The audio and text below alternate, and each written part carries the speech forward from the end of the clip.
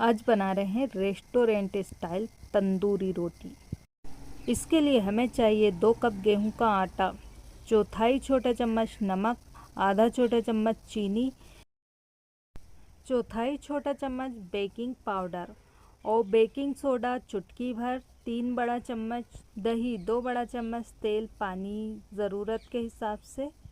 एक बड़े कटोरे में गेहूं का आटा, नमक, चीनी, बेकिंग पाउडर और बेकिंग सोडा डालकर अच्छे से मिला लें। इसके बाद इसमें दही और तेल डाल करके दोबारा से अच्छे से मिला लें। फिर इसमें थोड़ा थोड़ा पानी डाल करके नरम आटा गूंथ लें और इसे कपड़े से ढक करके 30 से 45 मिनट के लिए एक तरफ रख दें। 45 मिनट के बाद आटे को दोबारा से चिकना कीजिए। अब आटे की एक लोई बना करके थोड़ी मोटी रोटी बेल लें।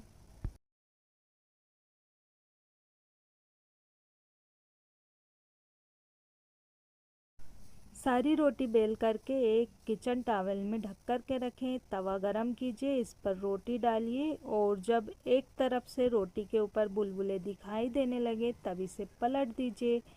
फिर स्पैचुला या फिर कॉटन के कपड़े से रोटी को तवे के ऊपर इस तरह प्रेस करते हुए सेकें, जिससे आप देखेंगे कि ये फूलने लगेगी और बढ़िया सिक्कत तैयार हो जाएगी। जब रोटी पर गोल्डन धब्बे दिखने लगे तो समझ लें कि रोटी पक गई है। इसमें घी डालें, ये सर्व करने के लिए तैयार है। तंदूरी रोटी की ये रेसिपी पसंद आई हो तो प्लीज़ वीडियो को लाइक, शेयर और सब्सक्राइब करना नहीं भूलिए।